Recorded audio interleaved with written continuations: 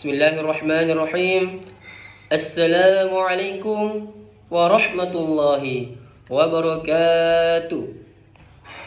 Jamaah, oh jamaah, alhamdulillah, alhamdulillah, alhamdulillahi rabbil alamin, wassalatu wassalamu ala ashrafil anbiya'i wal mursalin wa ala alihi wa sahbihi wa man tabi'ahum bi ihsanin ila yaumiddin, amma ba'd.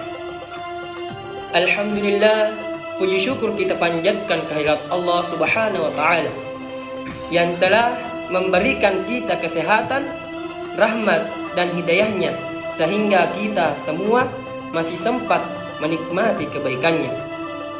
Sehingga patutlah kita untuk senantiasa memanjatkan syukur kepadanya dengan mengucapkan Alhamdulillahi Rabbil Alamin. Salawat serta salam tak lupa pula kita curahkan kepada putra padang pasir, mahkotanya Abdullah, berliannya Aminah, mutiaranya Aisyah, serta cahaya bagi umat Islam tak lain dan tak salah, yaitu baginda Nabi Muhammad SAW. Teman-teman yang berbahagia, saya akan mengangkat tema ceramah yang berjudul Pemuda Al-Quran. Pemuda adalah aset bangsa yang sangat berharga. Mereka memiliki semangat, energi, dan potensi yang luar biasa untuk membangun masa depan. Namun, mereka juga menghadapi tantangan besar dalam menjaga iman dan akhlak di tengah arus globalisasi dan modernisasi. Oleh karena itu, marilah kita kembali kepada sumber pedoman hidup kita, yaitu Al-Quran. Pentingnya Al-Quran bagi pemuda. Al-Quran adalah kitab suci yang diturunkan oleh Allah Subhanahu wa taala kepada Nabi Muhammad SAW sebagai pedoman hidup manusia. Jadi bagi pemuda, Al-Quran merupakan sumber inspirasi, motivasi, dan bimbingan untuk menjalani hidup yang baik dan benar. Jadi teman-teman yang berbahagia, dalam Al-Quran terdapat banyak ayat yang membahas tentang pentingnya ilmu pengetahuan, kejujuran, kesabaran, dan keadilan menghadapi tantangan dengan Al-Quran. Pemuda hari ini menghadapi banyak tantangan seperti godaan nafsu, tekanan sosial, dan krisis identitas. Namun, dengan mempelajari, mengamalkan Al-Quran, mereka dapat menemukan kekuatan dan ketenangan jiwa. Allah Subhanahu wa taala berfirman dalam surah Al-Baqarah ayat 143. A'udzu billahi minasyaitonir rajim. Bismillahirrahmanirrahim. Qad nara taqalluba wajhika fis samaa falanuwalliyannaka qiblatan tardaha فَوَلِّ وَجْهَكَ شَطْرَ الْمَسْجِدِ الْحَرَامِ وَحَيْثُ مَا كُنْتُمْ فَوَلُّوا وُجُوهَكُمْ شَطْرَهُ وَإِنَّ الَّذِينَ أُوتُوا الْكِتَابَ لَيَعْلَمُونَ أَنَّهُ الْحَقُّ مِنْ رَبِّهِمْ وَمَا اللَّهُ بِغَافِلٍ عَمَّا يَعْمَلُونَ. Sadaqallahul azim. Betonah, dan demikianlah kami menjadikan kamu umat yang adil dan moderat agar kamu menjadi saksi atas manusia, menjaga akhlak dengan Al-Quran. Al-Quran mengajarkan pemuda untuk menjaga akhlak yang baik tentunya, seperti kesopanan, kejujuran, dan kesabaran.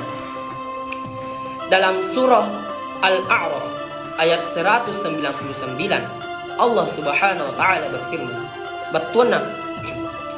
Dan berlakulah dengan yang baik, karena Allah Maha mengetahui apa yang kamu kerjakan. Jadi teman-teman sekalian, dengan mengamalkan ayat-ayat Al-Quran, tentunya pemuda dapat menjadi teladan yang baik bagi masyarakat. Pemuda adalah tonggak peradaban, dan Al-Quran adalah tonggak agama Islam. Jadi keduanya saling berkaitan untuk membangun peradaban Islam yang kuat dan kokoh tentunya. Teman-teman sahabat Al-Quran yang berbahagia. Jadi marilah kita renungkan peran pemuda dalam memperkuat akidah dan moralnya. Jadi pemuda sebagai tonggak peradaban, dan juga pemuda memiliki potensi besar untuk membangun peradaban yang gemilang tentunya. Umar bin Khattab, salah satu sahabat Nabi, diberi gelar Al-Faruq karena kemampuannya itu memang memastikan, yaitu membedakan antara hak dan batil. Jadi kita harus mencontoh semangat dan kebijaksanaannya. Jadi peran Al-Quran itu sebagai sumber perubahan hidup kita tentunya, teman-teman.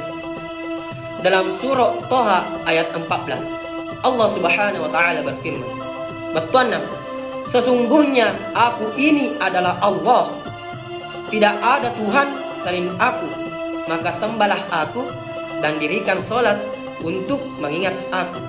Jadi ayat ini mengingatkan kita semua untuk menjaga ketauhidan dan kedisiplinan.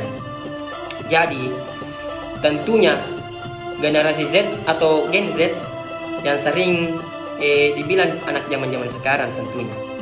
Jadi generasi Z menghadapi tantangan lebih besar dan menjaga iman dan akhlak itu susah. Mereka harus menghadapi seperti godaan dunia, seperti makanan, hiburan, dan pakaian. Kita harus bijak tentunya untuk memilih dan memprioritaskan mana yang kebutuhan.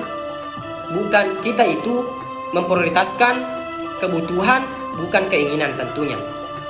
Jadi kita perlu hati yang bersih. Untuk mencapai kesuksesan, kita juga harus memiliki hati yang bersih tentunya. Sifat-sifat seperti qanaah atau menerima apa adanya, jujur, ikhlas, tawakal, sabar, dan syukur harus kita tanamkan dalam jiwa kita, teman-teman sahabat Al-Quran.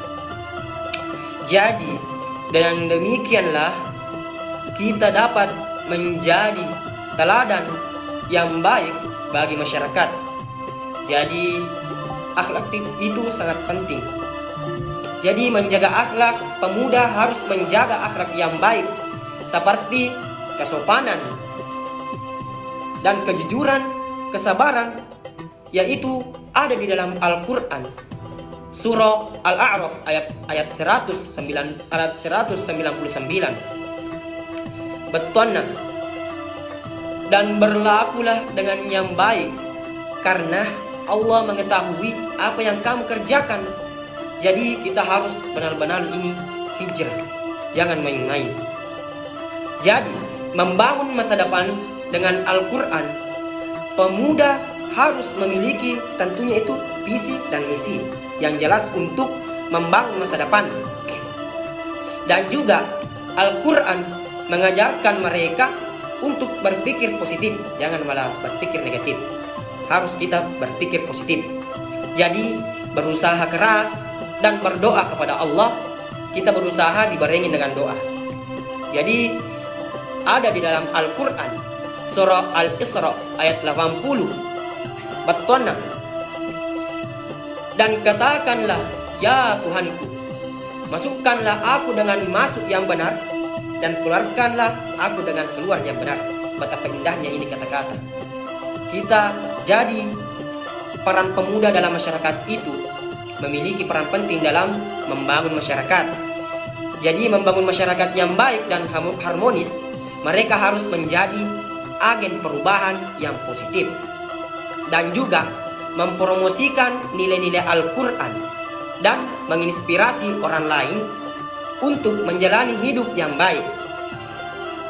Dalam surah Al-Imran ayat 104, Allah Subhanahu wa taala berfirman, "Batana, dan hendaklah ada antara kamu segolongan yang menyeru kepada kebaikan."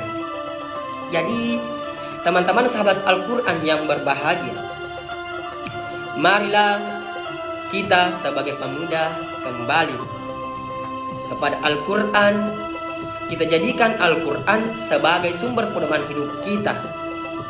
Jadi, dengan mempelajari dan mengamalkan Al-Quran, kita dapat menjadi generasi yang kuat, berakhlak, dan berkontribusi bagi masyarakat. Jadi, marilah kita sebagai pemuda memperkuat iman dan menjaga akhlak dengan Al-Quran sebagai pedoman hidup tentunya. Jadi, jangan lupa untuk membedakan ini nih, harus ditegaskan ini teman-teman. Jadi, jangan lupa untuk membedakan antara kebutuhan dan keinginan. Jadi, kita itu sangat membutuhkan yang namanya kebutuhan, jangan menginginkan keinginan. Belum tentu keinginan itu pasti baik. Jadi, kita harus membutuhkan yang namanya kebutuhan. Jadi, utamakan kebutuhan, bukan keinginan. Dengan demikian, kita dapat menjadi generasi yang kuat, berakhlak, dan berkontribusi bagi masyarakat. Jadi, mungkin sekian ceramah singkat dari saya. Cukup sekian. Kalau ada jarum yang patah, jangan simpan dalam peti. Jika ada kata-kata saya yang salah, jangan disimpan ke dalam hati. Kalau ada jarum yang patah, jangan disimpan di peti besi. Kalau ada kata-kata saya yang salah, tolong jangan dilapor ke polisi. Kalau ada jarum yang patah, jangan disimpan dalam celana. Kalau ada kata-kata saya yang salah, tolong jangan dibawa kemana-mana. Kalau ada jarum yang patah, jangan disimpan sampai berkarat. Jika ada kata-kata saya yang salah, tolong maafkan dunia dan akhirat. Buah dukuh, buah kedondong. Udah dulu dong. Buah mangga, buah pepaya, itu aja lah ya kan. Jadi demikianlah yang sempat saya sampaikan. Jika ada lebihnya, itu dari Allah Subhanahu wa ta'ala. Dan jika terdapat kekurangan, itu berasal dari diri saya sendiri, di mana manusia tak luput dari kesalahan. Saya Muhammad Rizal pamit undur diri, membumikan Al-Quran, melangitkan manusia. Allahu Akbar. Wabillahi taufiq wassa'adah. Assalamualaikum warahmatullahi wabarakatuh.